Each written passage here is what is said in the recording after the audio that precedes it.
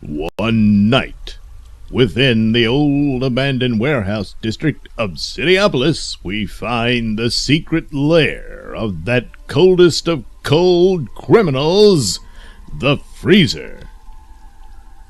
Soon, Fenway, soon I will have my revenge upon my hated foe, Night-Night, when I detonate my liquid nitrogen bombs all over his precious Cityopolis. Well, wait a minute, boss. Maybe you could just threaten to detonate the liquid nitrogen bombs in Freezer City, thereby drawing Night-Night out and humiliating him, while at the same time blackmailing the city for some ransom and make some money on the deal. Don't be an idiot, Fenway.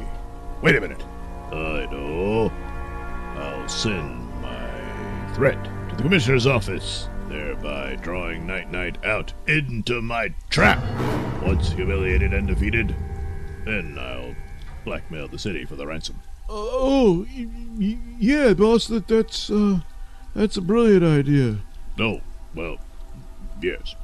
Yes, soon I will have my revenge.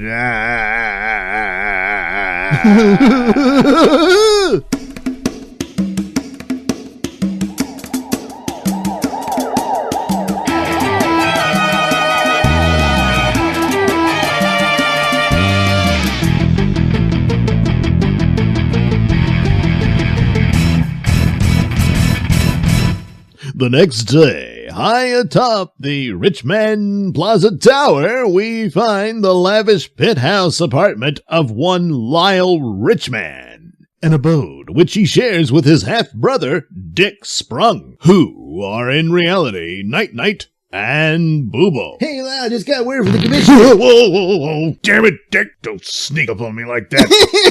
You pooted. Shut up, moron. Now, what did you say about the commissioner? Huh? Oh, yeah. Seems the Freezer's back in town with a new freeze ray. With some freeze bombs. Well, which is it? A freeze ray or freeze bombs? I don't really remember. I know it's something icy, so, what difference does it make? It makes an entire difference. A difference upon which our very lives may depend, Dick. But no matter.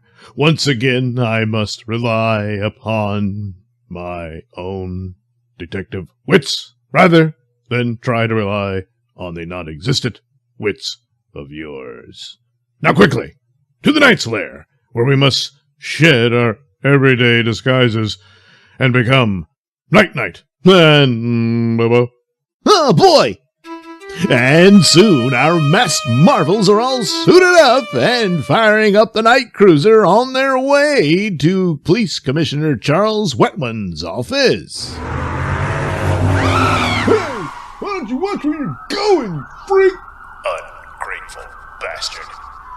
This city just doesn't appreciate the sacrifices I make for it. What the hell's the matter with you, Bobo? Well, my key got stuck in the door. Damn it, Boobo. I can't take you anywhere. You tore it. Come on, Boobo. Let's go. Hello, Commissioner Wetman. How many times do I have to tell you, Night-Night, don't come in through the front door? I don't want people knowing I meet with you. I grow weary of your lack of respect, Wetman. How the hell am I supposed to respect a man covered head to toe in pantyhose? It's true, Night-Night. Shut up, Boo-Boo. You're wearing the same outfit, you idiot. Mine's orange. All right, shut up, goddammit. Oh, jeez, heaven help me. All right, listen, earlier we received this email with a video attachment that contained a specific threat directed at you, Night-Night. Very well. Let's see this threatening threat. So, Night-Night, did you think the Freezer would forget? Did you think the Freezer would forgive? No! Meet me at the corner of Cane and Finger at midnight for a final confrontation, or I will freeze several blocks of Cityopolis to death. So, meet me at midnight, Night Nut. Be there, or be square. No, wait. Be there, if you dare. Fenway, use that last one. Okay, boss. That's it, Commissioner. If there is one line that can ever be crossed with me in my personal or private or whatever life, is the desecration of my name, my very title of Night Knight. I can never withstand being called Night Knight. So does any of that stuff about him freezing to death a block of city have any... Come on, Boobo. No. To the night, Cruiser. Never mind. We haven't a moment to lose. Oh, boy. Later, girls. I'll be here.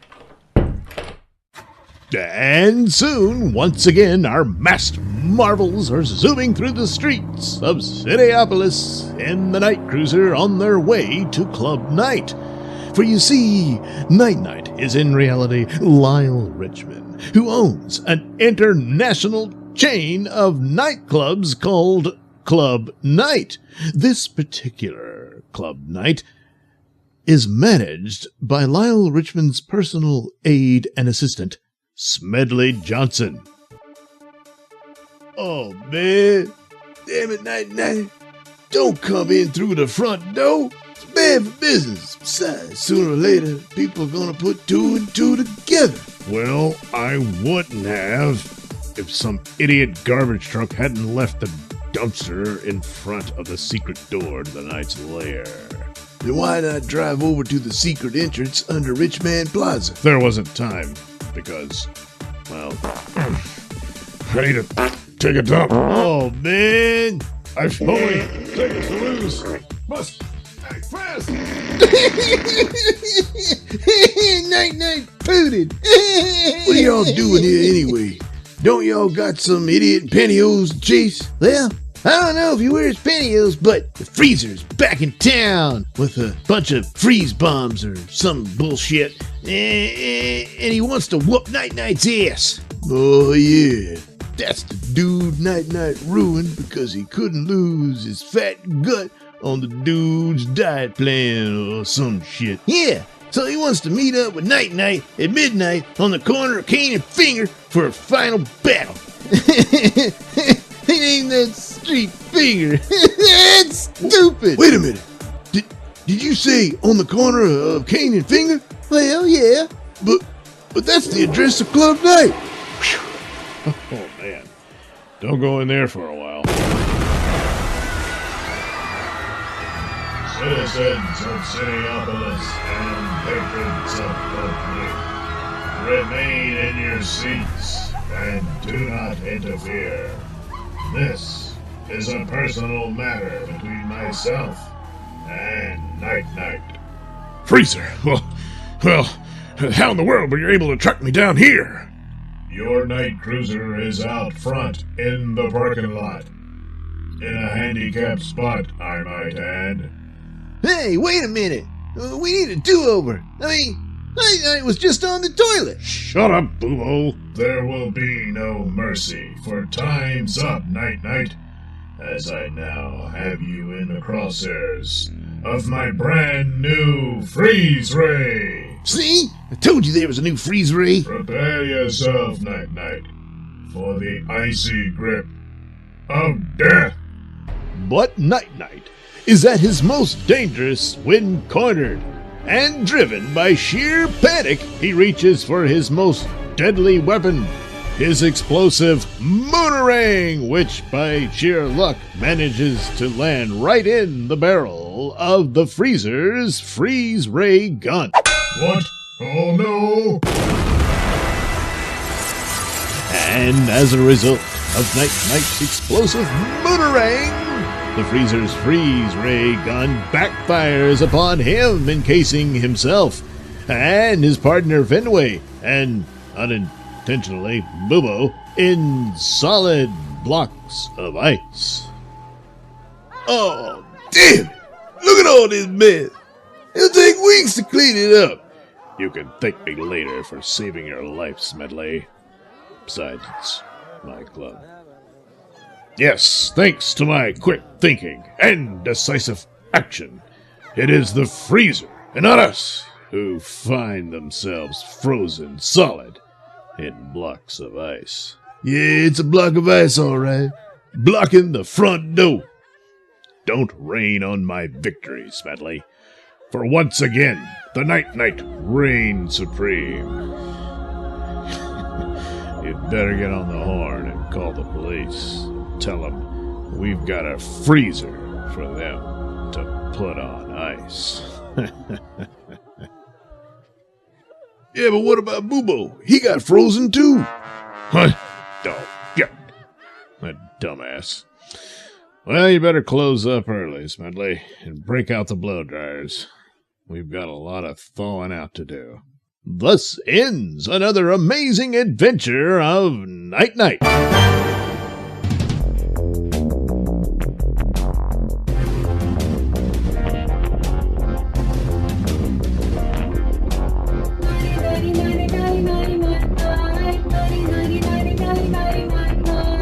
This has been a Nailsin production. The Night theme song is performed by Alistair White and his lovely wife, Heather. Incidental music is courtesy of Kevin MacLeod. All characters are performed by me, Douglas Nelson. Join us again, won't you? One night.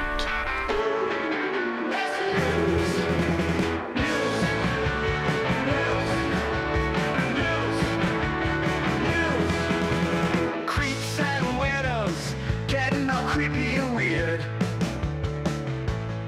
Sluts selling butts, them buttholes done been sold.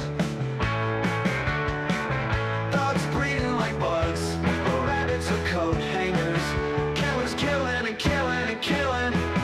Nailsin News. News. News. News.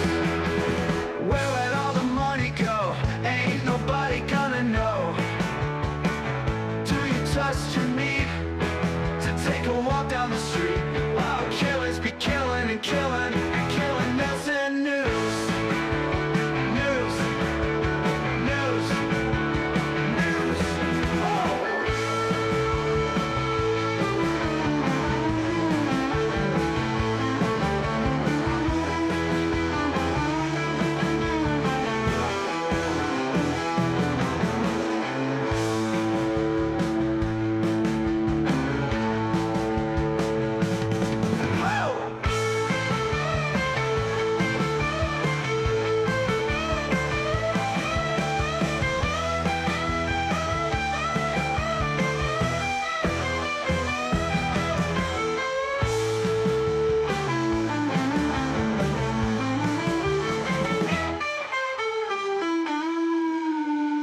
Where'd all the money go?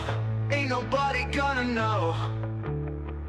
Do you trust your meat to take a walk down the street? While killers be killing and killing and killing. Nailsin News. News. News. News. News. News. News. News. News. News.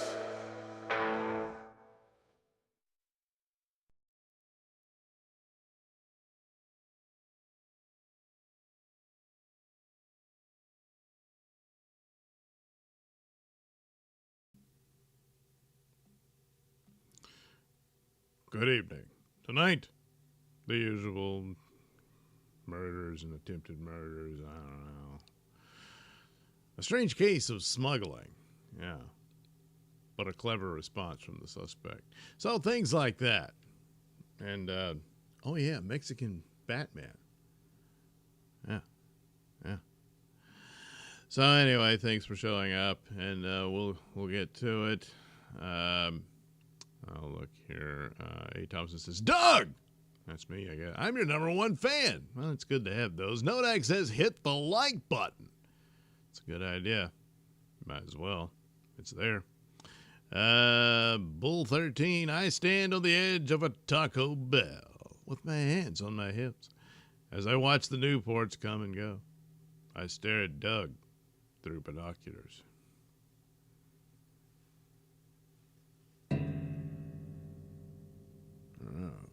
Bull 13, sheer panties?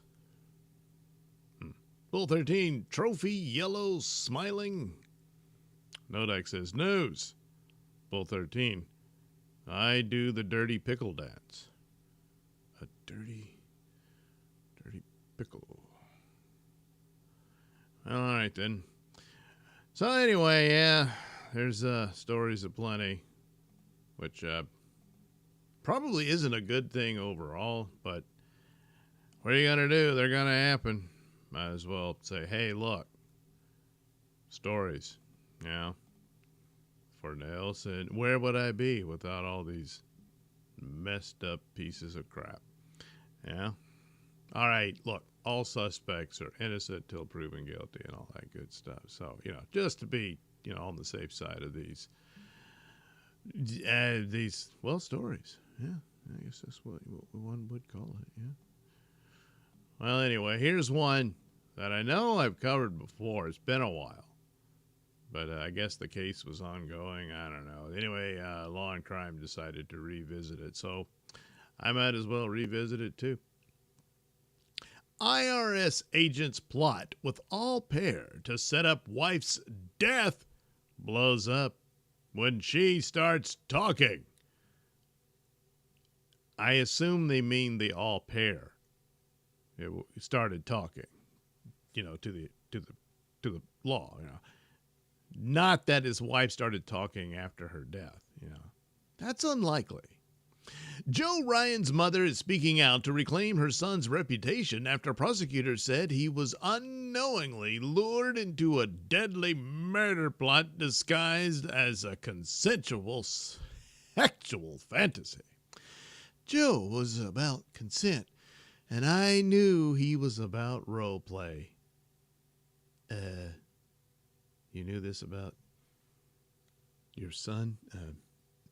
He was a good person, and he wasn't just this guy who had sexual kinks, so I knew these things were untrue, said Deirdre Fisher.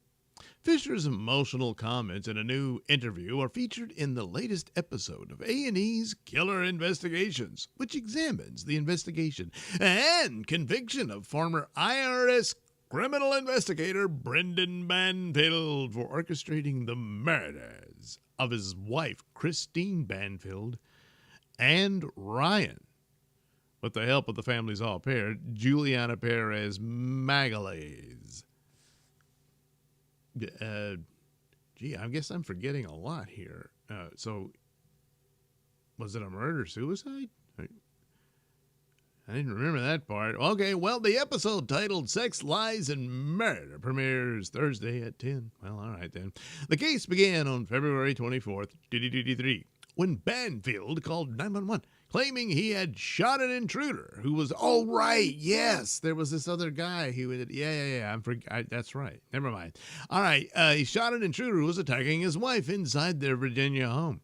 My name is Brendan Banfield. I'm a federal agent. This is my house.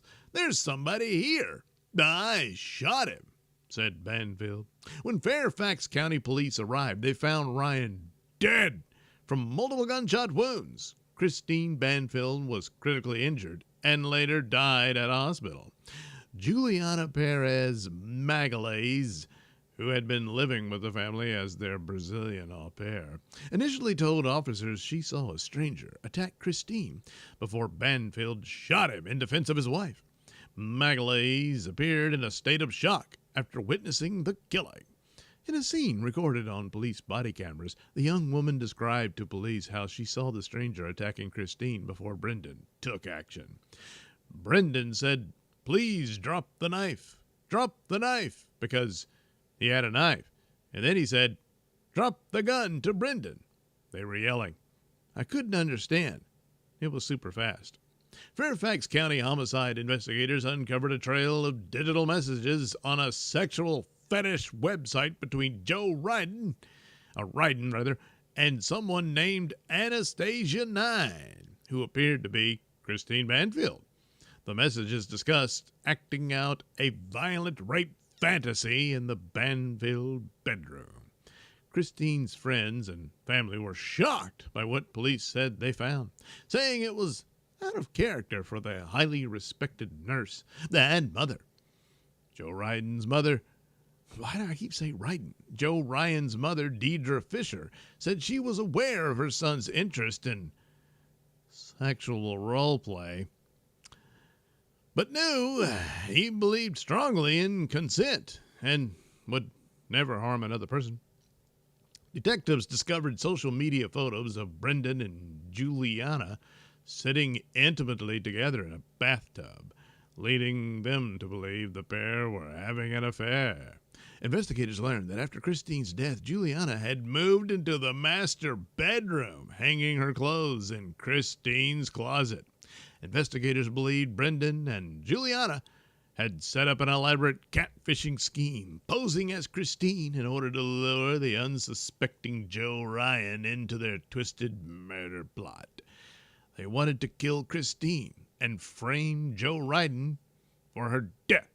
Both were eventually arrested and charged with the murders. At first, Juliana refused to testify against Brendan, but agreed to plead guilty to manslaughter, facing 10 years. As she became the Commonwealth Star witness, she recounts how Brendan urged her to help kill his wife. "You want to divorce her?" Juliana said. She asked Brendan. "I don't want to share my custody," she said. He responded, "It'll be easier if she was not in the picture." Banfield took the stand at his own murder trial, refuting Juliana's version of events. I think that's an absurd line of questioning for something that is not serious, that a plan was made to get rid of my wife. That is absolutely crazy. Brendan Banfield was found guilty and sentenced to life for the killing of Christine Banfield and Joe Ryan. Danielle Hawker, sister of Christine, spoke at the sentencing. "I will forever carry both the grief of losing her too soon and the gratitude of having loved her for 37 years and being loved by in return." Deidre Fisher, Joe Ryan's mom, spoke at both Juliana Perez Magalhaes and Brendan Banfield's sentencing. She spoke at length what his legacy will be. "I believe it's good for him to live the rest of his life thinking about the crime that he committed, and his legacy will just be prison, and that he was a bad murderer." The A&E series Killer Investigations examines major homicide cases across the country. Senior producers of this episode are Beth Carey, Jennifer Tentner, and Diane Kay. Written by Brian Ron. All those people, you know. So anyway, it's a show about all these crazy murder plots and whatnot. But there you go. Margolaise talks about, well, he initiated the plan and she went along with it and all that stuff. And then she got to move into the master bedroom. She's like, "Oh boy, can I have some of Christine's stuff?" And he's like, "Yeah, whatever. I don't give a shit." And all that. So that was the deal. And she posed as Christine for this Ryan guy who's just, hooking up with people on that kink site. And he thought, "Oh man, now I'm going to get some action." Then he shows up and, "Hey, what the hell's going on?" And then that was it, And he thought, "Wow, I've got the perfect guy to get rid of this bastard." But, well, probably didn't go the way he thought because, the police looked up the thing. They said, "Oh, this was some weirdo kink thing that your wife was doing, and she was foolish, and she got the wrong guy, and you misunderstood. Is that how it went?" And then they looked into it. Yeah, it didn't really work out that way. So anyway, there you go. But the guy who got killed, the mother just said, "Look, I knew he had some weird kink stuff. We all knew it. But, he always got consent. Let's be clear." So there you go. His reputation is sound. But the murderers will be in prison. And Brendan for the rest of his life. There you go. How about that? Probably being an IRS agent didn't help him either, you know. But yeah, well, these things, you know. People saying hi to each other. Alexander said, ew, his mom is saying that. Ew, yeah, I don't know. She snooped in his room and found all the magazines and stuff, you know. Searched his phone, that kind of thing. And, well, that's what you get for snooping. You know, whatever. Oh, yeah, I knew he, you know, lots of guys do that. My son's no different. That doesn't make him a bad guy. Well, yeah, I mean, he got murdered. He thought it was one thing and it was another. So basically he got tricked and got him killed. So, you know. Everybody's saying hi, everybody. And everybody's happy. So anyway, that's that story. Terrible because it's a murder. Compounded by the fact that it's just so stupid and silly. But then, you know, it's a murder. You know, what are you going to do? Oh, well. Let's move on to another murder plot that involved not public transportation, but Lyft, you know. Could have been Uber, but this guy went with Lyft. And I don't know, that's just was part of the plan. Let's see how, why, and who, what, where, maybe even when. 80-year-old Lyft driver picks up man without realizing the passenger just killed a woman and was about to shoot him dead. So, this is the suspect. This was the murder victim. And then the poor guy who picked him up. So, a man in Tennessee will never see the outside of prison walls for killing a woman after taking a Lyft to her home and then calling another rideshare vehicle and fatally shooting its driver so he could escape.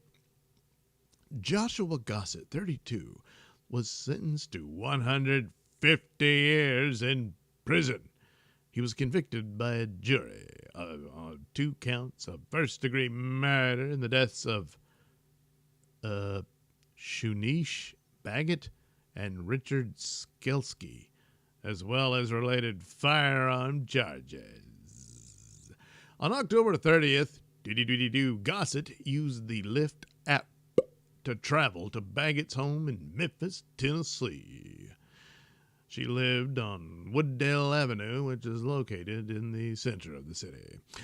Once at the residence of Baggett, whose age is unclear, Gossett shot and killed her. Authorities did not state the relationship between the two individuals. Well, you know, through a GoFundMe set up for her family about 10 days later, stated that an unknown suspect killed her. Oh. Well, maybe she never really knew him, but he was obsessed with her. You know, stalker or something. I don't know. Anyway, the same fundraiser said Baggett was found dead on the kitchen floor by her then 12-year-old daughter. After killing Baggett, Gossett used the app again to request a ride from the scene. Skelsky, an 80-year-old Lyft driver, accepted the request and headed to Baggett's home. After Skelsky picked him up, Gossett shot him in the head, stole his vehicle, and drove away. The prosecutor said due to surveillance footage, forensic analysis, and the killer's digital footprint, they were able to establish Gossett's identity and arrest him. Skelsky's sister, Carol Soto, said that her brother had recently started driving for Lyft and Uber to make extra money. What we do know is only that he was shot in the back of the head. The wounds look horrific. It was probably an execution. His car is missing. His wallet is missing. His phone is turned off. Yeah. So he just wanted the car, I suppose. But then again, I suppose maybe he thought he had to kill the guy because, well, he didn't want any witnesses of him at the address. Except, he forgot the first Lyft driver who brought him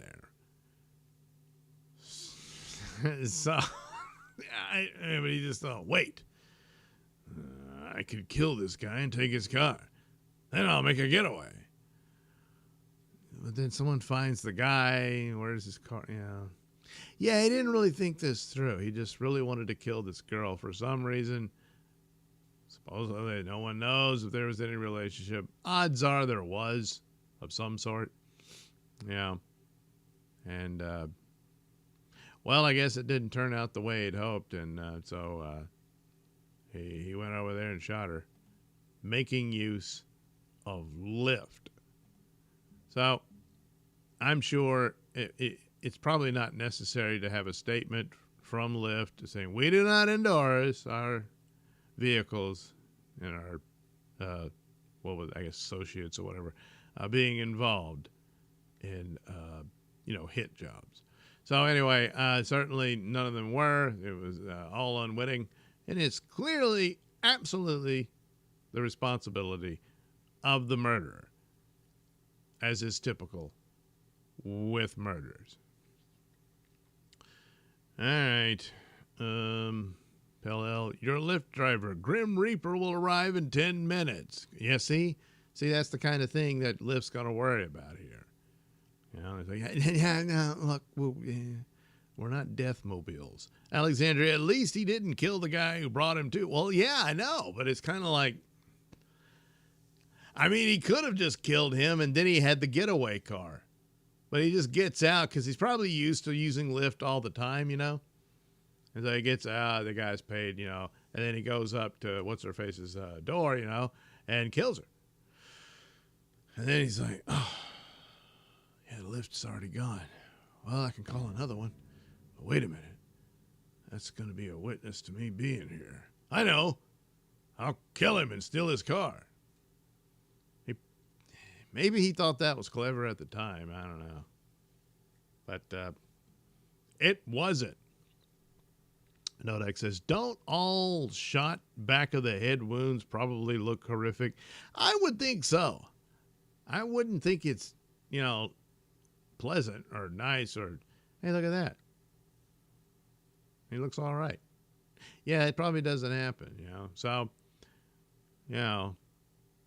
and I don't know when this interview was conducted or whatnot, because he's like, we haven't found the car, and his phone's turned off. Yes. That's due to him being murdered and the guy stealing the car, taking it elsewhere. But anyway, look, come on. What was she, the sister or her brother's murdered?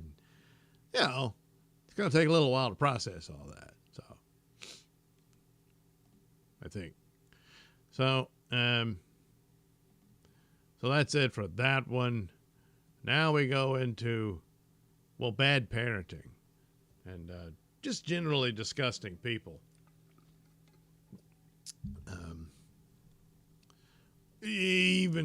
Perhaps even more disgusting than a murderer. Or murder. The first two stories were murders. Yeah. So, we really don't like that about you. We don't like that you kill people. We're very displeased in you. And so a civilized society must put you away. Mom of 16 almost feral kids in Ohio horror house once gave birth to conjoined twins until tragedy struck. It sounds like a lot of tragedy was going on in that house. So, Well, anyway, the mother of the 16 almost feral children rescued from a feces-filled house of horrors once gave birth to conjoined twins who died hours after birth. Elizabeth Siders, 33, delivered daughters Bailey Lee and Faith Lee Siders at Riverside Methodist Hospital in Columbus, Ohio on November 20th. The tragic infants were born at just 24 weeks gestation with a condition known as thoracopagus, where their faces and chests were fused together in the womb. So they probably suffocated. I mean, was like face to face. Holy crap. The most common situation for conjoined twins. Really? I mean, some of them are like attached, like on the side. Yeah. Stuff like that. I mean, there's been a couple of them where they were sort of attached at the chest, but not their faces and heads too. I mean, man. Well, anyway, the twins died later that same day from natural causes. Well, well, here's the mugshot of Mama. Oh, jeez. Oh, boy. Now, look, clean her up and stuff. Yeah. But this, we're getting into Walking Dead territory. The revelation came just days after their mother and father, Gary Siders Jr., were arrested alongside grandparents Gary Siders Sr., oh yeah, of course, and Christina Siders in the family's Vinton County home after authorities found 16 children ages 1 to 18 living in squalor and isolation inside a cramped 12 by 12 room at the house. So what, they were just locked in there, so you got an 18-year-old that doesn't know, who isn't potty trained? Or, I don't know. So it remains unclear if both Elizabeth and Siders Jr. are the parents to all the kids. Oh, as Ohio Attorney General Andy Wilson described it as an intra-family case. The children were forced to live in the single room while it was littered with human waste for at least the past 4 years, according to authorities who described the grisly scene as deplorable and third world, and even said local livestock exist in better conditions than the kids. More than likely. Oh, yeah. The children who were never enrolled in school can barely communicate. Oh, my God. And some cannot speak at all. The oldest child, 18, is developmentally disabled and unable to even write her name. So here's an image of the House of Horrors. And, boy, it's really small, The kids were taken to hospitals across Ohio after the rescue. Some were listed in serious condition, I'll bet, including 2 who were airlifted to trauma centers and at least 1 who had to be intubated. While the children's horrified uncle insisted that other family members didn't know how many kids Elizabeth and Gary Siders Jr. had. No, we had no idea, even though, we spent time over there. It's really small. Anyway, Ronnie Fletcher, who's married to one of the grandparents' adult daughters, said he and his wife knew the couple had a large family, but believed there were only around 10 children. Yeah, I had no idea it was 16. Holy crap. 10 children in this shack. Okay.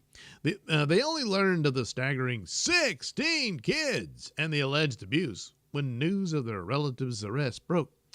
Fletcher told the local news outlet Wowk, WOWK 13, and said the revelation left the extended family horrified and worried about the kids. Yeah. Well, here's the mugshots of the whole family, and oh boy, do they really fit casting. Yeah. Holy crap. what was The Hills Have Eyes and everything. It's not out of the realm of possibility, some of them horror movies, Anyway, if we would have known that it was like that in that home, we would have done something about it. Even if it was to just go there and take the kids ourselves or give them money. Yeah. I'm guessing you didn't really visit all that much because, maybe you don't see everything, but you can certainly smell it. Fletcher also shed light on Elizabeth's questionable marriage to Gary Jr. in 2008 when she was just 15 years old and he was 18. She did not have a very good home life. Really? It was worse than this? So she didn't have a good home life when they got together and she escaped to Lynn and Gary's house, which was back then a normal American home. So what? They were all influenced by her experience. And she said, hey, this is how I exist. And they're like, well, all right then. The couple's oldest child, the 18-year-old girl, was reportedly born 2 months after they tied the knot. Court records show the other children's ages as 16, 15, 14, 13, 11, 10, 8, 6, and 5. Along with the 4-year-old twins, 2-year-old twins, and 1-year-old twins. That's a lot of twins. The 4 defendants each pled not guilty. It's just, it's like an accident, to the 16 counts of child endangerment. And a judge set their bail at $300,000 apiece. They all waived their preliminary hearings. So if convicted on all charges, each defendant faces a maximum sentence of up to 192 years in prison. And, that's appropriate. This is horrific conditions. To be treating children like that. And not just like, oh, well, things got bad just recently, and, oh, boy, I feel terrible about it all. But, no, they're feral kids. You have an 18-year-old who, granted, had some sort of developmental problems to begin with, but then the rest, most don't even know how to talk. None of them have been to school. Holy crap. And then the family, I figured they had 10, but I had no idea it was 16. Oh, if I'd have known it was 16, I'd have done something about it. Yeah. Well, all right then. So, sometimes, I don't know, where does the time go, I was going to deal with that, but, other stuff came up. And maybe that. Yeah. Well, somebody noticed the stench and said, hey, something going on over there. So, there you go. On the other hand, you could send your kids to school, but, well, there's problems over there too. Oh, wait, I got to take myself out.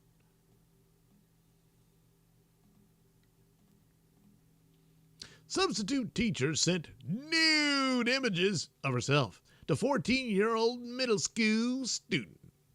Well, they got rules about that sort of thing. An Indiana substitute teacher accused of sending nude images of herself to a 14-year-old middle school student was sentenced to 2 years in jail. A judge handed down the sentence to Cassidy Carter after she pled guilty to 1 count of battery, resulting in moderate bodily injury. Wow. And 1 count of battery, resulting in moderate bodily injury. She was given 2 days of credit. Huh? Oh, well, because she sat in jail before sentencing or something. Anyway, she was originally charged with 1 count of child solicitation. However, Dearborn County Prosecutor Lynn Deddens indicated that the change happened after the victim moved out of the area and wanted no part in the case. Carter, who was 21 at the time, sent the images to the teen while she was employed as a substitute teacher at South Dearborn Community School Corporation. The unidentified student told a school resource officer in December 2023, who informed the principal about what happened. The teen said he became friends with Carter via Snapchat. During their conversations online, Carter sent the teen nude photos of herself every time she took a shower, often late at night. She also allegedly told him that she was in love with him. Investigators found the photos on Carter's phone, along with several messages. Yeah, so naked pictures and messages of her saying, "I'm in love with you." And, well, eventually, of course, as is the case with every one of these cases, he told somebody. Yeah. And now she's going to, go to jail. Not as a substitute inmate, but the real thing. Yeah, that's how that works. They don't have, like, you could pay someone to be a substitute inmate so that you don't have to spend time in the cell. Stuff like that. I wonder what that would charge, You just got to go sit in the cell for a while. And, I'll go about my business. Yeah, they'd never agree to that sort of thing. Although there'd probably be people up for them. That's a job where you lay on your ass most of the time. I could probably do that, and there you go, depending on, again, what's the salary, So, but no. Yeah, again, there's no vetting whatsoever. And then something like this, when she's 21 at the time,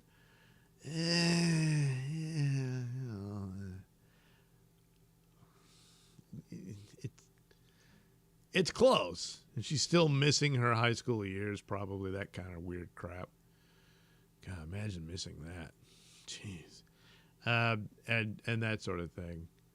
But I don't know. I mean, how do you have like psychological testing, and how much of that is genuine and just not just a bunch of voodoo or whatever? If you answer this question, if you choose, what's your favorite color? Oh, I don't know, green. Oh, okay. I don't know. Is that how that works? And so, yeah, it's a problem. It's a problem, But also, they never learn. Of course, he's going to tell somebody, brag to his buddies and all that sort of stuff. And then, of course, they're like, but we'll only talk on Snapchat. That way it all goes away. No, it won't. Especially the guys like, holy crap, she's sending me naked pictures. I'm going to save these. Yeah. You can imagine that's exactly what happened. But sooner or later, this trend has got to phase out, especially anyone even slightly thinking about doing this sort of thing. And then you think, well, but look how it turns out. I can't do that.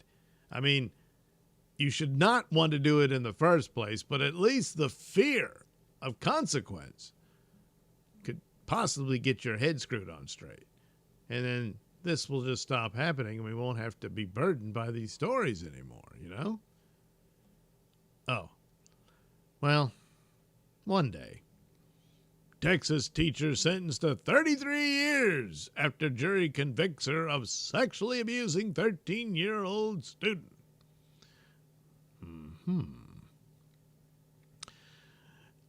Adriana Rulin, I guess, 30 years old, learned her fate one day after a jury found her guilty of continuous sexual abuse of a child, improper relationship, between an educator and a student, and indecency with a child, bisexual contact.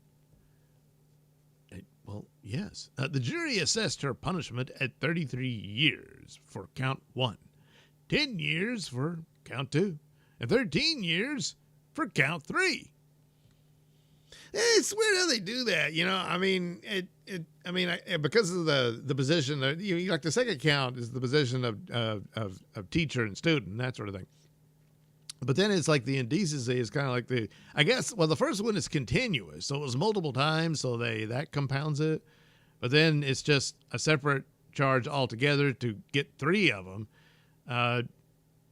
which the continuous abuse is the same thing as the indecency with a child, you know. But I guess it just, if it had only happened one time, then it would only be 2 charges, maybe. Maybe that's how that works. I don't know. But anyway, she got 33 years out of that one. Anyway, the 3 sentences will run concurrently and be served in the Texas Department of Criminal Justice Correctional Institution Division. Okay. Well, Rulin, I wonder which. It's almost like the name of a alien species from Star Trek. Anyway, Rulin pled not guilty to all charges. The United Independent School District Police Department was first contacted by the victim's parents on November 27th, 2023. Investigators then launched an inquiry into allegations of an improper relationship involving a student and teacher at Gonzales Middle School in Laredo, a city that sits right on the state's border with Mexico. Well, Rulin was arrested the following month after forensic extraction of the victim's phone recovered electronic communications that documented the nature and extent of the relationship and provided significant evidence of the sexual abuse alleged in the case. The 2-day trial, that's all it took, included testimony from both the victim and his mother, and the jury spent less than 2 hours deliberating before returning with their verdict. The sentencing phase of the trial took place the following day. Wow, this is fast, where the jury returned with their assessed punishments for each of the 3 counts. There is no word yet on whether Rulin plans to appeal the verdict. Yes, he probably will, but you got all that evidence, you know. Let me guess. Was Snapchat involved? You thought, well, they'll never find this. Well, they did. And now you've got 33 years to think about where did it all go wrong, you know? Yeah, I messed up somewhere. I sure did. Yeah. Oh, well, Adriana, that's it for you.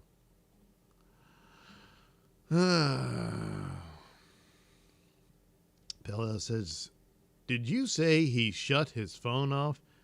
He uses his account to order the lift, or did he make one up? If so, the premeditation is strong with that one. Well, he shut the driver's phone off, I think, because the sister was saying, oh, you know, we couldn't contact his phone, it was shut off, and the car was missing and all that. Like I said, I mean, she was obviously all upset and everything, so it didn't really make a whole lot of sense. It's almost as if I doubt that they would have conducted the interview while the guy was missing, you know, because she's describing the back of his head looks terrible. Well, yeah, there's a bullet in it. So she's probably not altogether there considering the circumstances, you know. Anyway, Nodak, I hope she named one of her kids Dixon. The feral kids. Pellel, LOL looks like a potato from Deliverance. A photo from a potato. A photo from Deliverance. Yes, it does. And she wandered into that because she had a bad home life, and so she escaped into that shack. Oh, man. How bad could home be? Alexander, this is like that band X-Files. Oh, yeah, that one. God, that was nasty. Oh, that's one, like X-Files was almost always, aliens and monsters and mutants and stuff. But that one was just this disgusting inbred family. And they were all messed up and monstrous looking, And then there was another story where the guy was just a serial killer who had a fetish for shampooing women's hair before he killed them. And that was it. We keep waiting for a while. Why? Does he feast on the hair or something? He's got some weird mutated need to feed on women's dandruff or something. But no, he's just some weird freak. And that was the one they did. The rest, I think, they're all, weird mutant monsters and aliens. So, but yeah, that one is just so disgusting.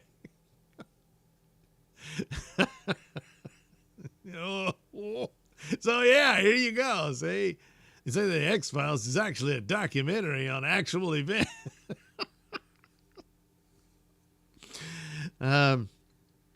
So anyway, Nodak is oof. Yep. Oh, a lot of that. Pell-El, not a very sweet 16. Nope. Pell-El, just pictures? How is that actual battery? I'm probably wrong, but I thought battery's actual physical contact. Yeah, I would have thought. So I'm not sure I understand that first one as to how, I don't know. Unless it's just a bad article and they did meet up and, consummate the relationship. So then it would be. So, yeah, that is strange, but that's the charge. So I'd have to guess the article just isn't that good, and they didn't get all the details in. Witness, no news on the fitness influencer. Yeah, I'm not familiar with the story, so I don't even know the name or anything. Nodak, a potato. Well, that old guy was starting to look like he was sprouting some spuds. Pell-El, with my misspelling, I thought it may have been potato. No, it was fun. I just read it wrong. Hey, Tom said, we might hear the same news from a British Dabbleverse influencer in Japan. Draws on his walls with turds and drowns in the bathtub. Good God. He's not going to stream that, is he? Pell-El, he washes with Head and Shoulders before removing the Head and Shoulders. Yeah. Yeah, I guess that's what he becomes the Head and Shoulders killer.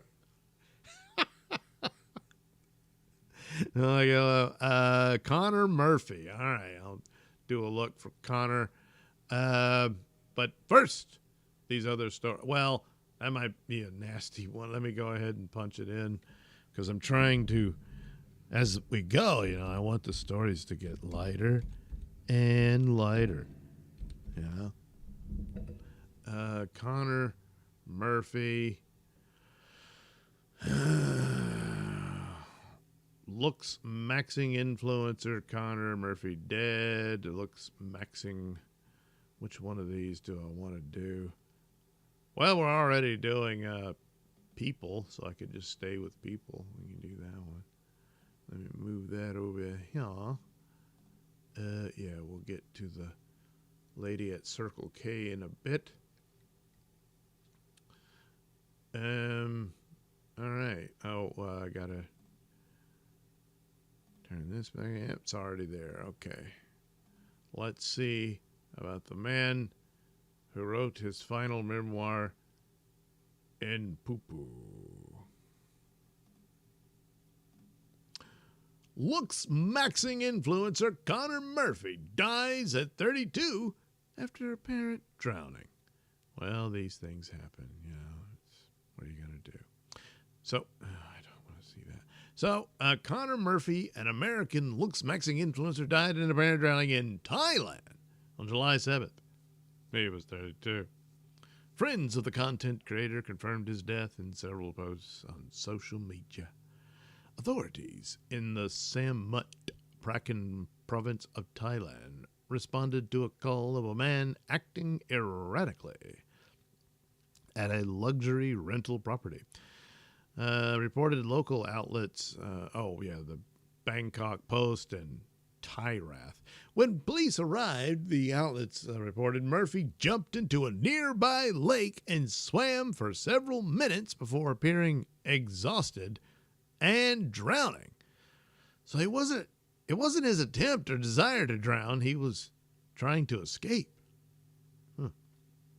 Well, rescue divers later arrived. A little late, I guess. Police told the outlets and recovered Murphy's body 20 meters from shore. His body reportedly did not show signs of assault, and authorities have ordered an autopsy. Investigators also reportedly found 2 unused syringes and several white pills inside a bag in his vehicle. Per the Bangkok Post, Murphy and his 22-year-old girlfriend had booked the luxury rental property for 3 months. Police reportedly discovered that much of the property had been vandalized with black and yellow paint, which Murphy's girlfriend told authorities happened overnight while she was asleep. Murphy's girlfriend reportedly said to police that his erratic behavior was unusual and had never happened before. Murphy was known by over 2.7 million followers across YouTube, his YouTube channel and Instagram account, for sharing bodybuilding and fitness content. He also considered himself part of the looks maxing community, a sect of the internet often associated with creator Clavicular, populated by men who go to often extreme lengths to optimize their physical appearance. His seemingly last updated his social media accounts on July 3rd, sharing a video playing with a soccer ball inside a luxury home. Never misses. Oh, that's it? Well, this stinks. I thought he was throwing his poo everywhere. He just trashed the place and drowned in the lake outside. What a letdown. This story led nowhere.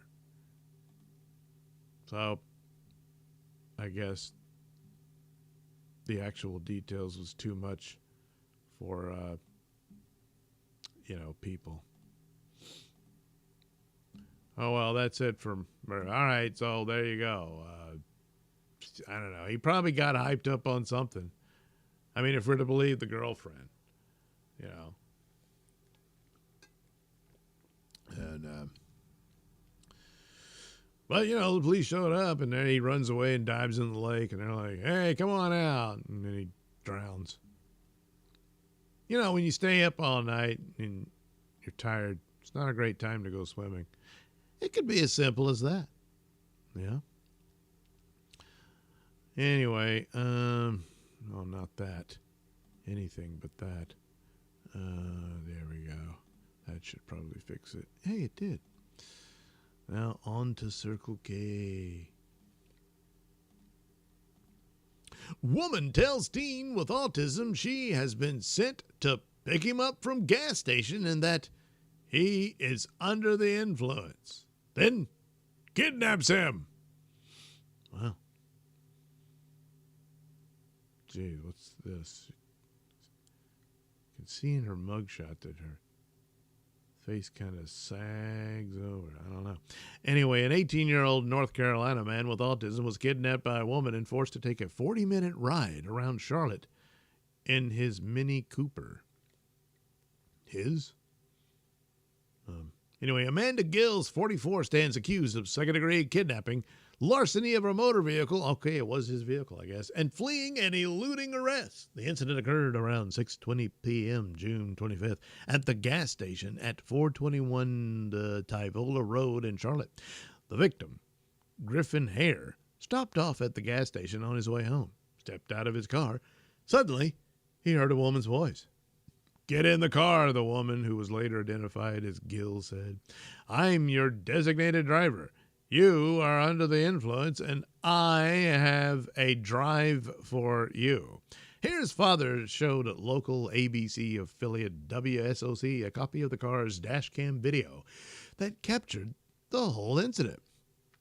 Who are you? A clearly confused and fearful hare said. I'm scared of strangers.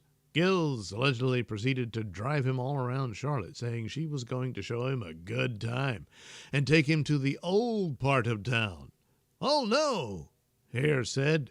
There's a monster. Hare was on the phone with his family, who relayed his location to police. Officers spotted them and tried to stop the car. There's a cop, Hare said. Pull over. But Gills allegedly took off. Officers monitored the car from a helicopter. The defendant slowed down and Hare jumped out of the car. Gills stopped the car and cops conducted a felony traffic stop. She was taken into custody. Hare's father said the ordeal lasted about 40 minutes. Dave Hare said he was proud of his son for being brave. What happened was one of the scariest things that you could imagine happening, and it is our worst fears come to life.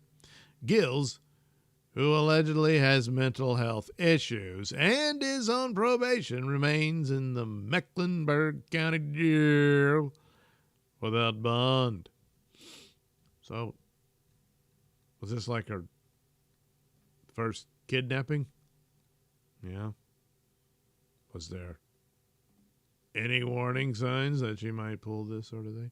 So I don't know. She's just waiting for someone to kidnap at the gas station, and then this guy pulls up and she's like, that's the one.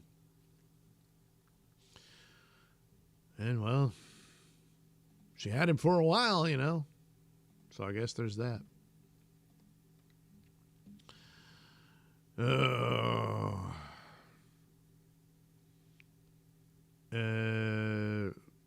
Connor Murphy, live in 4K.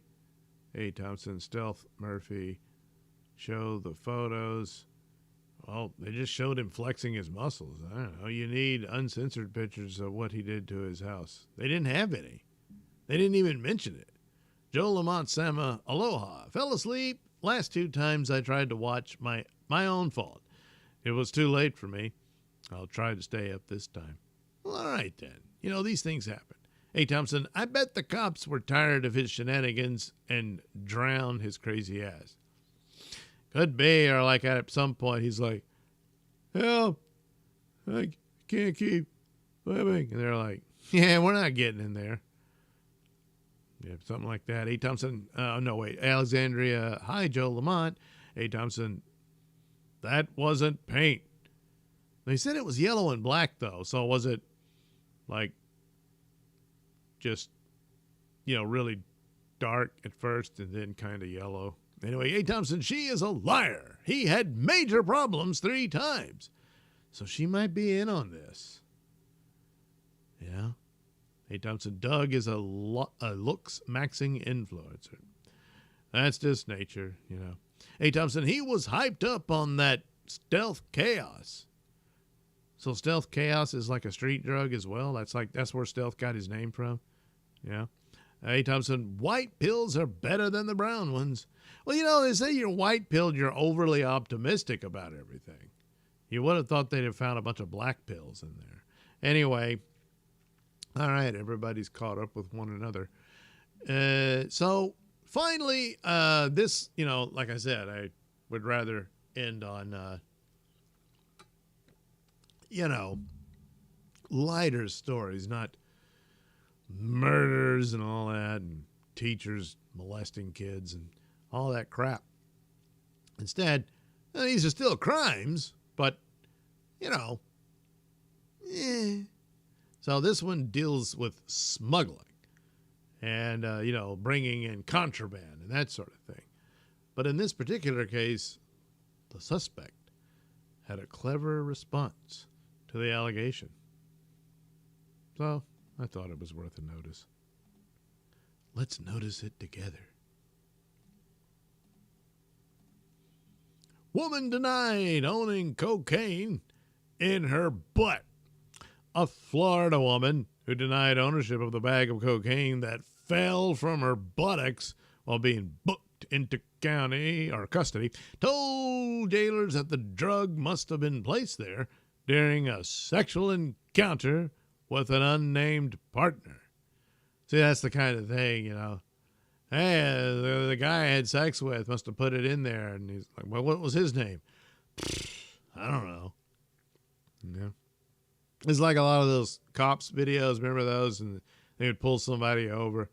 What is in my car? Well, whose is it? Sometimes they would give a name. Oh, it's George's car. George who? I don't know. So, yeah, it wouldn't work with that. It's likely not to work here, although, it's possible she's had some run-ins with guys she doesn't know at all. Yeah, these things happen. Anyway, according to an arrest report, a car being driven by Reagan Cox, 30, was spotted veering across a Brevard County highway around 6:40 a.m.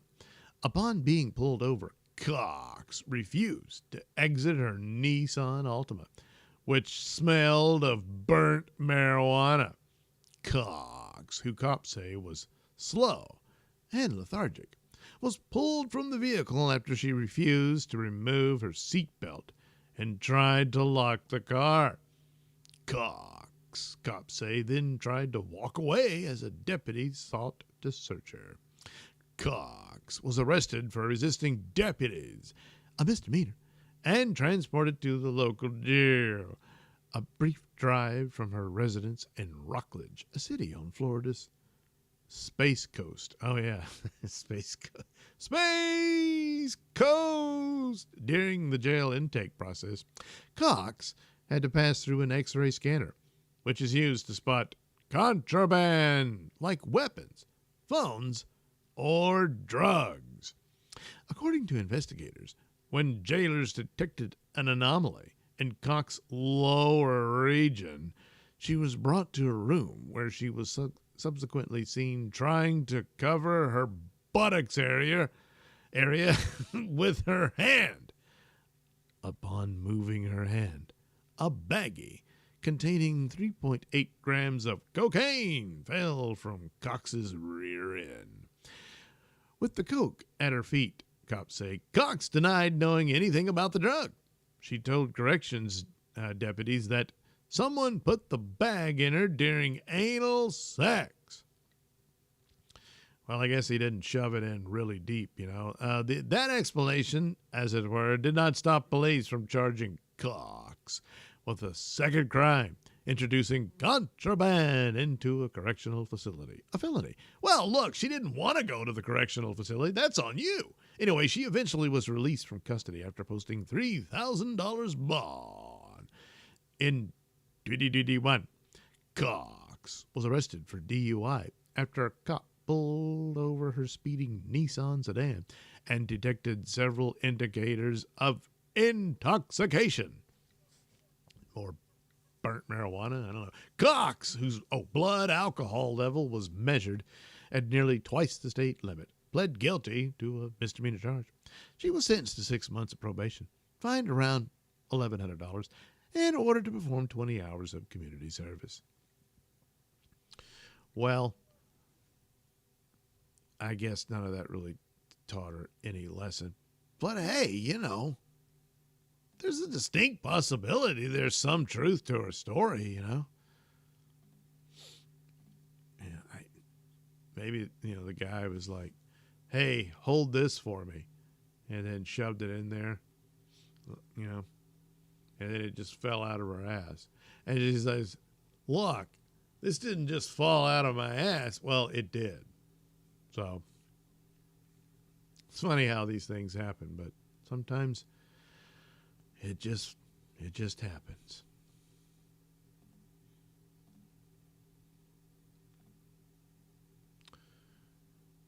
Oh yeah, this one.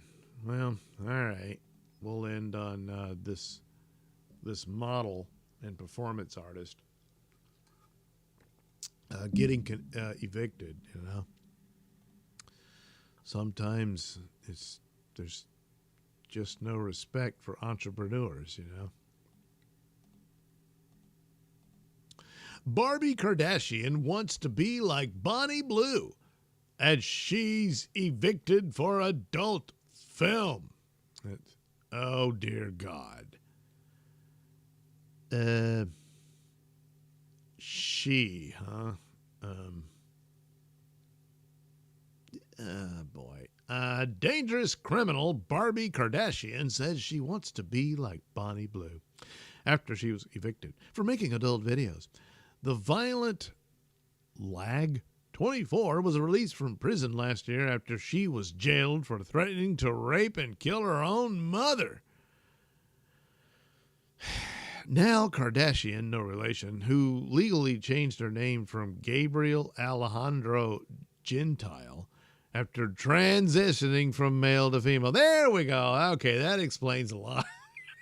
Has been given until July 6th to vacate emergency accommodation after, quote unquote, she was caught filming videos and engaging in prostitution. Quote unquote, she said she did it because she wanted to be objectified sexually and told the Irish Mirror, I wanted to be viewed as a whore and as a slut by the entire Irish society, basically. It's my aspiration to be like Bonnie Blue. Oh, gee. Kardashian, no relation, who is a legally recognized female, admits, quote unquote, she was having scores of men over to, quote unquote, her council accommodation in Meath, maybe Meath, Ireland, in a clear breach of, quote unquote, her tenancy agreement. Quote unquote, she said, I advertised myself online as a prostitute. I was giving them my address, which was breaching the tenancy agreement. We were having sex completely consensually, and during some of the encounters, I asked the men if they could let me film ourselves having sex, and they said, yeah, and that I could put the videos up online. You know, to help out. That was obviously another breach of the Tennessee agreement. Tennessee agreement, I don't know, tenancy? I don't know. You know, they're tenants, but I don't know. Anyway, it says in the agreement that I'm not able to film any content inside the property. Some ratted me out, I guess. Well, you said you were posting it online. So, these pictures. Ruth Amma, a charity which says it offers support for women impacted by prostitution, aided Kardashian, no relation, in attempting to appeal the council decision. You're not supposed to make porn videos. I mean, on the state's time. I mean, come on. In the correspondence with the council, a caseworker for the organization cited Kardashian, no relation's history of complex trauma and state, quote unquote, she faces no alternative housing options. This week, however, Meath City Council denied Barbie's appeal. In correspondence seen by our sister title, it said, I wish to inform you that a mere senior council official has reviewed your case. And, a more senior council official has reviewed your case and carefully considered your correspondence and all the relevant documentation, including the representation for Ruhama. However, the official has noted that you have breached your emergency accommodation license agreement on more than one occasion, and accordingly have concluded that the decision to end your temporary emergency accommodation is appropriate, given these breaches. The council has informed Barbie, quote unquote, she must vacate the property by July. Speaking today, Barbie said, quote unquote, she is extremely upset by the prospect of having to live on the streets. Quote unquote, she added, this is what's so concerning. I probably will be homeless and be living on the street because I've no family or anything like that. That's why it's so upsetting, really. It's a massive source of stress for me, and that's why I'm doing all I can. I'm just doing all that I can to prevent myself from being on the street. Well, you're probably gonna be on the street. So anyway, she wanted to be this lady, but she turned into this thing. So, but I don't know, you know, shouldn't they have thought this was inevitable? Wasn't there a clue, you know? I think this is more than likely going to happen. But there you go, you know, no love for entrepreneurship. And I mean, look, down the road, depending on how much Barbie's earning here, I mean, I could charge a small rental fee. You know, you can make some money off the deal. But damn, who ratted out Barbie? Well, again, you posted the videos online. So I guess that was the Barbie Kardashian, you know, no relation, OnlyFans, probably. Something like that. But, well, what are you going to do? You know, what will you do? Let me catch up here with,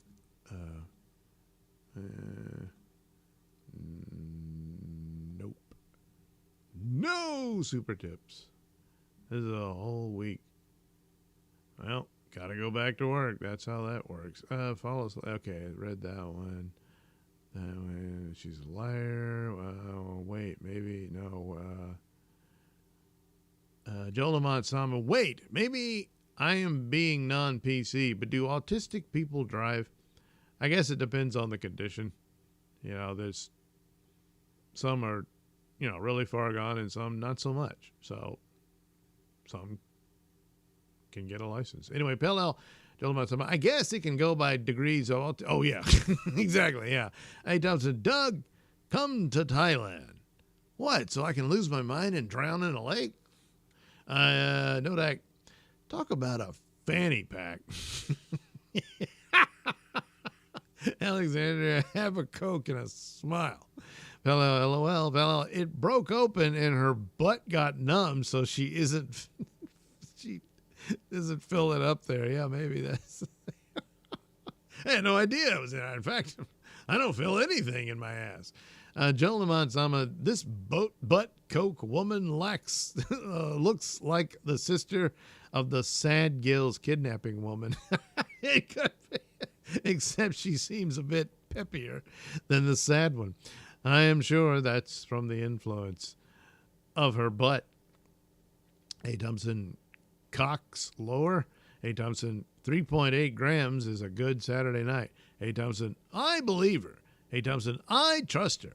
Hey, Thompson, I wonder how much booger sugar can fit in Doug's ass. You will never know. Pell, another Kardashian? Well, you know, I guess legally, because I think it did say change the name. But anyway, okay, she looks ridiculous. Yes. Joe Lamont Sama's story to the upper right of Cake Butt's picture. Something about a fire and genitals. Can we see that? Oh, yeah. I forgot about that. I do remember. I think I probably even saved that one to...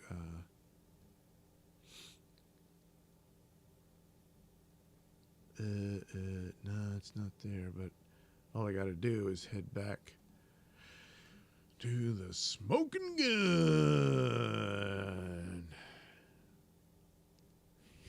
Yeah, I do remember this one. Okay. All right. Good catch there. I mean, look, it's his own damn fault. Good Lord.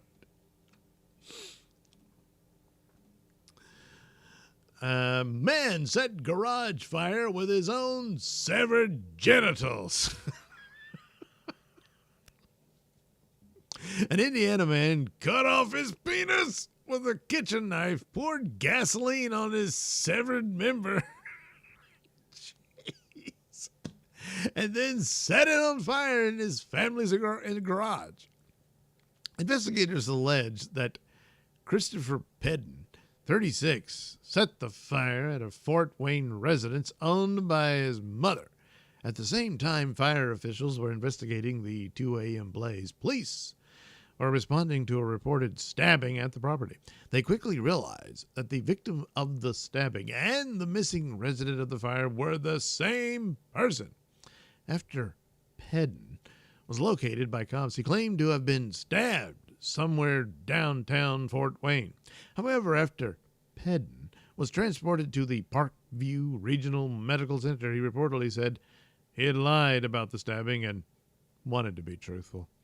Pedden then told officers that he had gone into the detached garage, well, something else, around 2 a.m. and harmed himself with a chicken knife. A kitchen knife. A kitchen knife cutting off his penis. He then poured gasoline on his penis. Yeah, that's not going to fix it. And set it on fire. That's definitely not going to fix it. On the floor of the garage, just inside the door. Pedden added that he left the garage and began walking away from the property until he encountered police.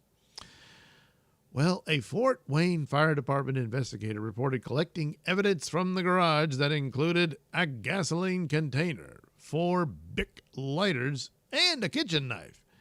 The affidavit does not address whether any body parts were recovered.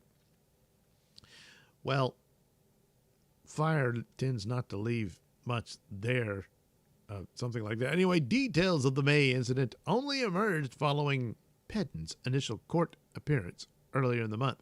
Pedden, who yesterday was freed from custody after posting $10,000 bond, is scheduled to come back. His rap sheet includes a pair of drunk driving convictions. The court filing does not detail the extent of Pedden's injuries. Well, I think we know one of them anyway, or why he harmed himself. Yeah, I guess something's going on here, huh? Some sort of mental illness. The fact that it was mom's house, was he mad at me? Or he's been living with his mother because he can't get his act together and that kind of thing. And this is how he thanks her. Yeah, I'll show you. I'll cut my dick off and set it on fire. There goes your garage. Now who's boss? Oh, wait a minute. Yeah, I don't know. I didn't thought that I always felt like I was a girl. It was something like that, you know. And you got professionals for that sort of thing. Jeez, what the fuck? Obviously some sort of massive meltdown. And, oh boy, when he comes out of it, which by now he probably already has, and he's like,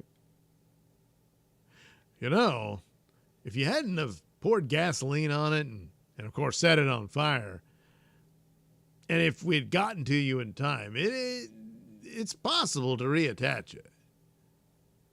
But not now. No.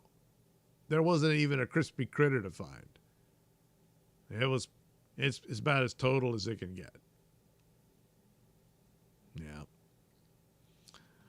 So, well, let that be a lesson, for everybody out there, about playing with fire and knives. It might not, well, it's not going to go well. Just look at, Mr. Pedden here. Well, anyway, A. Thompson, wow, send Karmic the link. He needs to get with her. She is his type. Oh, Barbie? Barbie Kardashian? Well, Barbie needs a place to stay. A. Thompson, oh, never mind. Oh, what's the problem? Oh, because you didn't realize Barbie was not really a Barbie. Pellel, British slang noun often refers to an ex-convict or a prison sentence.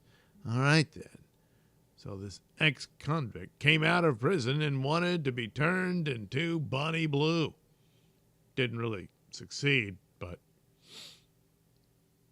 is doing what Bonnie Blue does, though. Anyway, Alexander, I don't want to see her pot of gold. Yeah, I wouldn't think so. Joe Lamont, it seems that if you do something with a call girl, it may be illegal. However, if you're making an adult video, it is legal. Weird.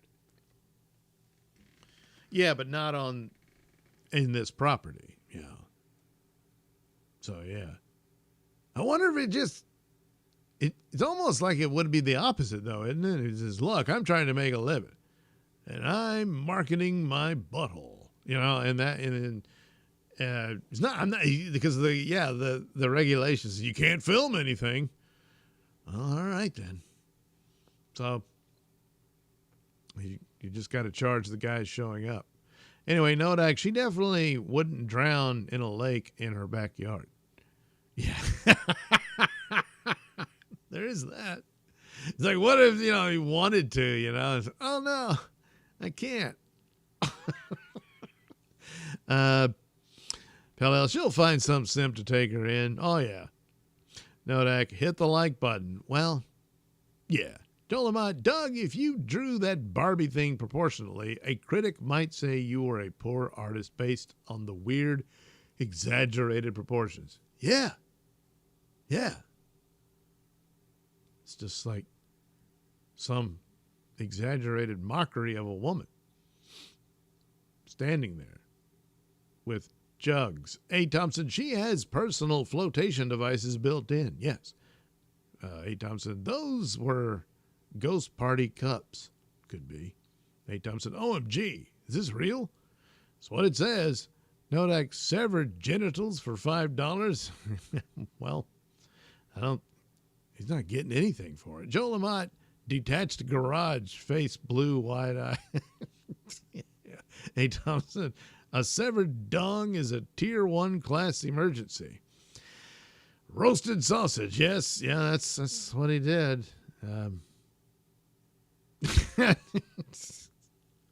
What was I supposed to do? You could have called 911.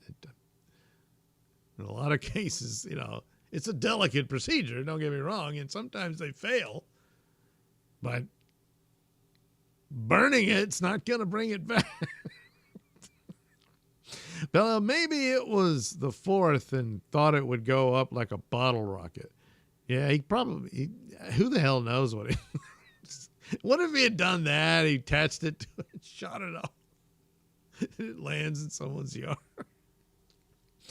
Pell chicken knives are very sharp. They are. Yeah, don't run around in the garage with one of those. Joel Amad Sama. Oh, I shouldn't have requested that story. I was thinking of having some hot dogs on the grill tomorrow. Yes. Won't. Yeah. Yeah, you have to think of something else. LOL, Karmic Nelson drawing boobies. I'm not drawing that thing. So anyway, there you go. I don't know if Barbie Kardashian had the same procedure done, but it was probably done far more clinically, you know? You know, you don't have to ruin a good kitchen knife, burn down a garage. You don't have to do any of that. Although you do. Of course, knowing how Britain is and everything, I'm sure they have state funding for procedures like that, so wouldn't have cost Barbie a thing. Yeah. You just go on there, I want to be a girl. All right then. And off you go. Yeah, they have experts for that sort of thing. Oh, well, anyway, there we go. There's your Nailsin news for this week. If possible, I will try to do some live streams in the morning when I get home from work, but I can't promise them. And that's the plan for Sunday Comics, which is why, you know, I'm so out of it when I do it, so I can't read the whole book anymore. So, like last time was, what was it? Oh, Flash Lightning. So the next one will be this Raven guy. So I'll do that story, and I'll preface it with another night audio play. I'll put that in there. And then, you know, we'll do that. And it's Sunday Comics, so there's been some little tidbits of comic book news here and there. I suppose I could weigh in on that too. So anyway, that's the plan as I'm thinking of it at the moment. Of course, I could forget the whole thing, and well, you know, what are you going to do? But odds are, no, I really won't. Joe Lamont Summer, I wonder if he was related to Bobbitt. Well, I don't know. Bobbitt, as you recall, it wasn't his idea. His wife thought he was cheating and decided to fix him. Well, I guess she did. Except, you know, the police were able to find it. Yeah, it was in a ditch. And they reattached it. Although, I think he complained that sometimes he kind of had the windsock thing, you know. You kind of have to wonder about that. Some of the nerve damage, you know. So I wonder if probably Blue Chew wouldn't do much for him. So he might have to get, do they still make those, like the pump where they used to put this device in there and you literally just like airing up a bicycle tire. You stick it in there and you and then you got a full on hard on. And then you put a rubber band around it to keep it like that. Well, you can imagine, you know, just how exciting that must be in the moment. All right, let me get ready for you, baby.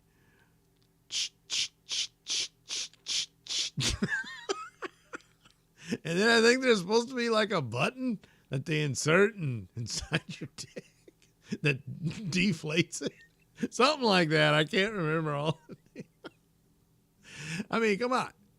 You got to do what you got to do, but still, yeah. It's going to get a chuckle or two. That's life, you know.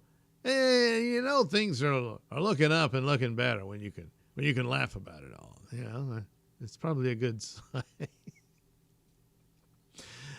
Thompson says he was in dirty movies after that. Yeah, I do remember that. They did a porno where they reenacted. But, yeah, he figured, well, anything for a buck. A Dick's ring. Yeah. Thompson, find your own Doug Nelson inflator in the merch store. I could do a Doug Nelson pump. Yeah. Yeah. If there's some reason you can't use the pharmaceuticals, and I don't know, there could be some conditions that, you know, I can't take Blue Chew. I'm allergic to it or whatever. Well, consider the pump. And just, and there you go. You're good to go. Anyway, I put the link for the comic book, Doodleverse #2. And if this thing about Night Night doesn't get resolved by Indie Planet, I may just be moving everything over there. And well, I'll have to figure that one out. Man, I hate when these things happen, you know. But I might be able to combine them into, well, I mean, maybe the first two. Something like that. Anyway, I'll figure that out down the road. But there's also the Nailsin Store. You got T-shirts and stuff like that there. The latest, the Karmic, or no, not Karmic. Well, there is a Karmic shirt, but there's Chad, not good, stuff like that. Oh, I'm not even showing it. There we go. So we'll do, oh, I'm still in the damn picture. See. There's not good. And even though I didn't bother to put it on other products, I think does it allow see more? It's just showing a bunch of other shirts. Yeah. And hoodies and stuff. So I guess it doesn't. Oh no, there it is. That's right. I keep forgetting how it's so I don't know. It doesn't look great for a hat with that black background. I'm not sure why it's doing that. Because the image itself is just the circle image that I sent in. So it's weird how it does that. But looks like a jacket or an apron there. A baby bib. It not very well placed. But here's a coffee mug. And what is this? Reusable grocery bag. So, you're worried about the end of the world. Well, you can use one of these. Oh, look, a little throw pillow. That's right. You can snuggle up with Chad. A baby blanket. You can wrap up your little one in a not good Chad picture. And then a keychain,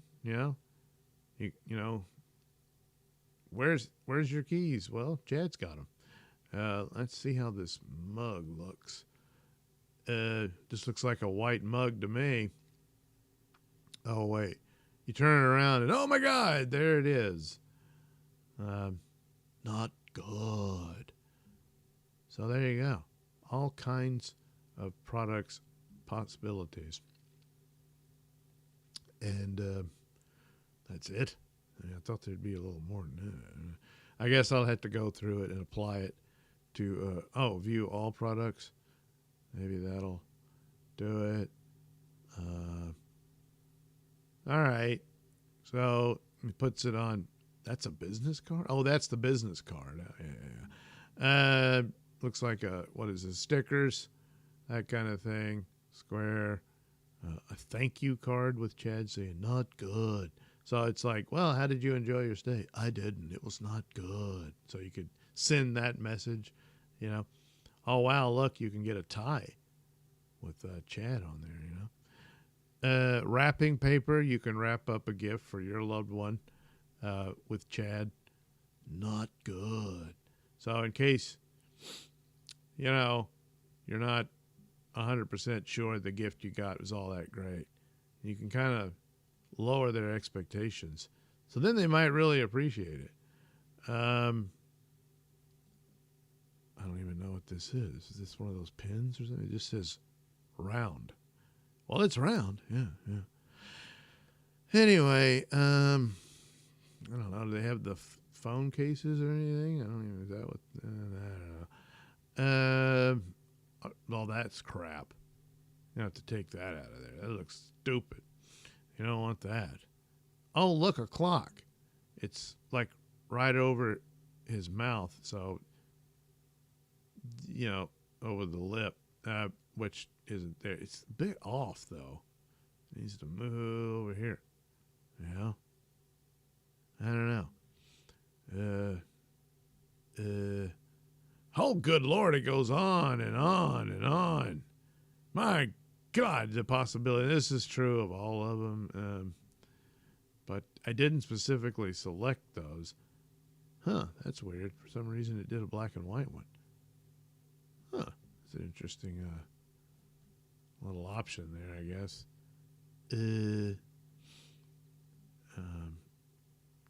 Foam. Oh, yeah, the koozie for your drink.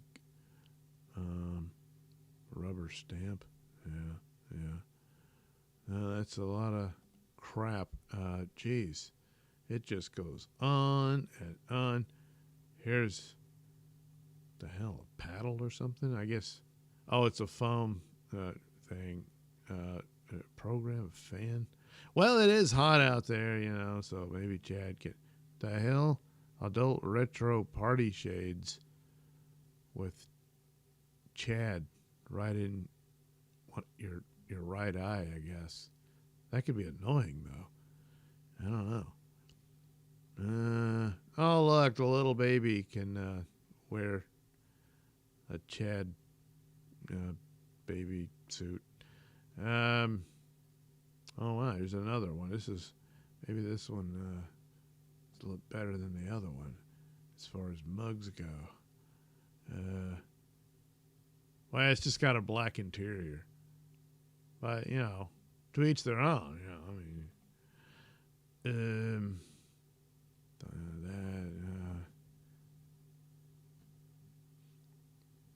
I thought they had like a big what do you call it, a bed sheet or something like that. You could actually, kept thinking, and I could just give up the green screen and just have a big old sheet in the back with my logo on it. Sure, it's lazy, but I'll never do it. See, you could fill this with Tito's.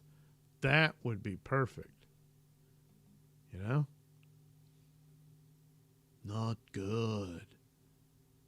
But I don't know. Maybe it is.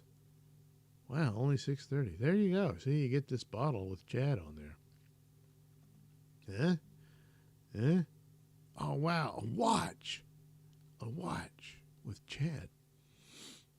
Another, what? Oh, a pendant. Yeah, the coffee.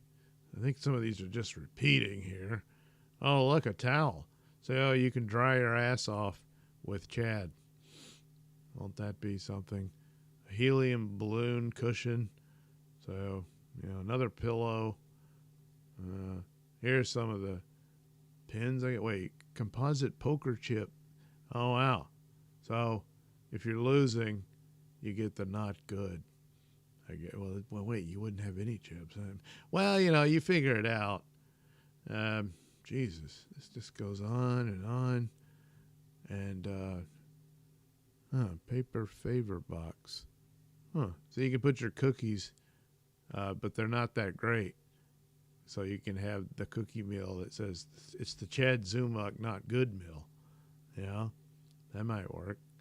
And paper cups, How about that?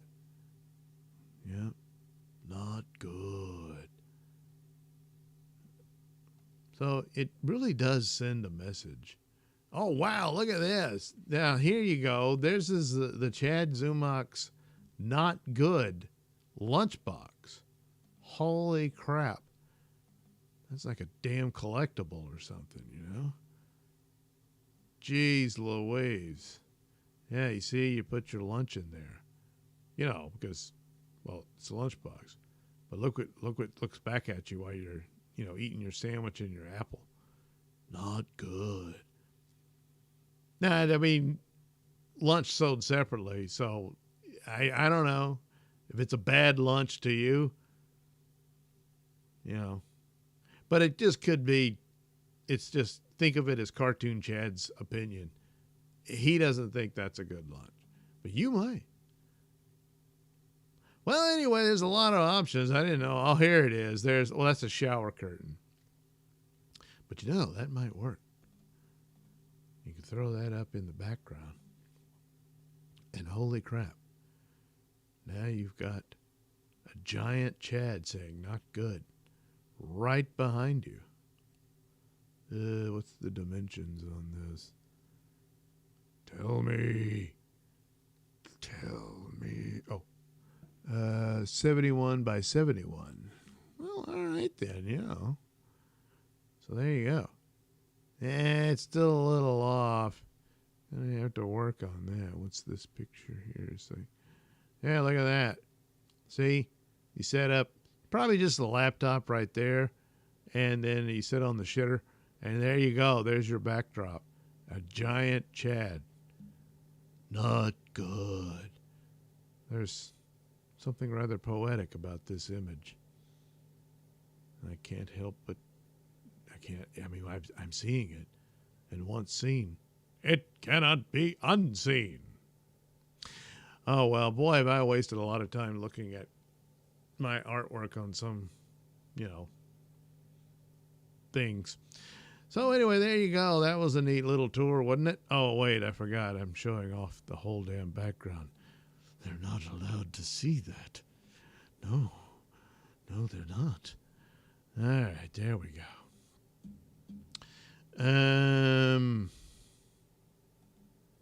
Where am I? Doug, can you send Stealth the link for Tokyo news and weather? I don't know. I'm done. I'm leaving. So that might be something to think about later for another Nailsin News Show. But obviously, I should have done some Dabbleverse drawings. Yeah, that's all anyone cares about. Bull 13, did you dig the flick Shadow of the Vampire? Trying to think. I don't think I saw that one. Hey, Thompson. Hey, Doug. Google Play just told me I need to do about 80 updates. Got to go. Keep it inflated. Well, that sounds perverse. Anyway, good luck with that. Joe Lamont Sama, would Night Knight be a better addition to the Justice League or the Avengers? Oh, neither one would want him. Yeah. But he does have some money. So, Bull 13, hot. Let me tell you how hot it is. Last week, I fried a whole chicken on the sidewalk. Was it still alive? Pell, they should make a Chad Zumach credit card.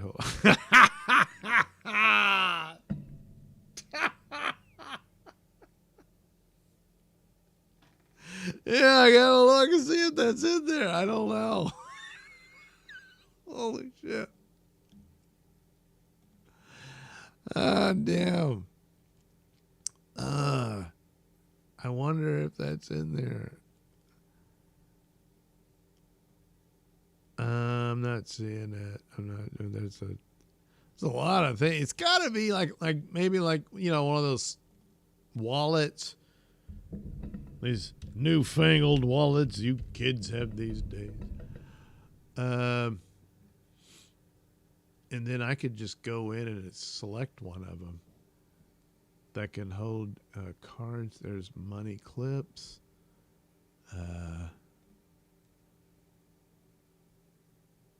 Just like that. Let me see. That's the money clip. Yeah, that's not quite the same thing. No.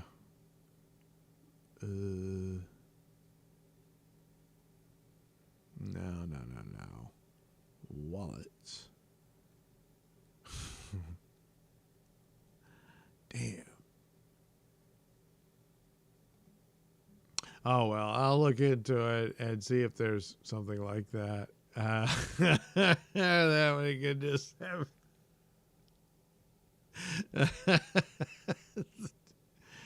credit card holder from Chad Zumach, you know. Let's see. It just says holder. Credit card holder, create your own product. Nah. You bastards. Yeah, come on. It's supposed to be like that. Oh, well. Anyway, you get the deal. But hell, even a wallet might make the point, you know. But that's a good one. Oh, well. All right. That's the deal. Man, I'm only 8 minutes out of making it 2 hours.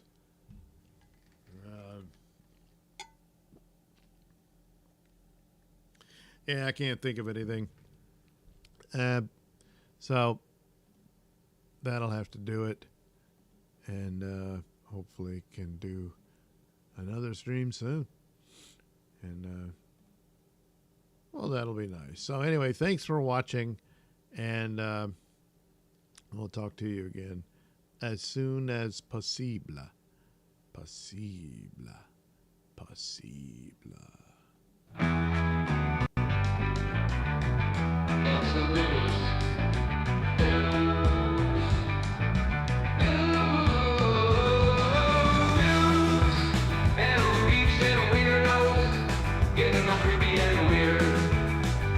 Selling butts and bug holes don't been sold. Thugs breeding like bugs. For rabbits and gold diggers, killers, killing and killing and killing and killing. Nailsin News.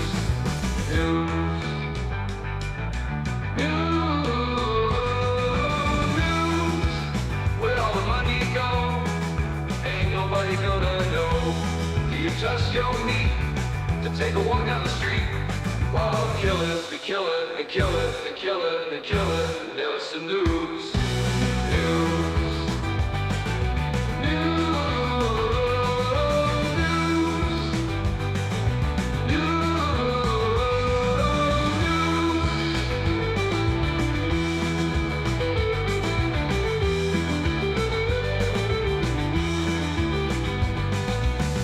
Where all the money go? Ain't nobody nobody gonna know. Do you trust your meat to take a walk down the street while killers be killing and killing and killing and killing? Nailsin News.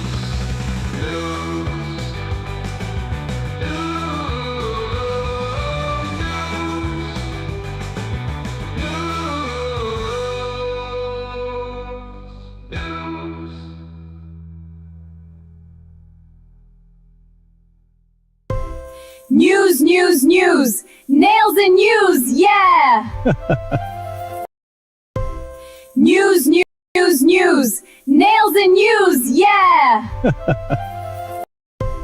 News, news, news! Nailsin News, yeah!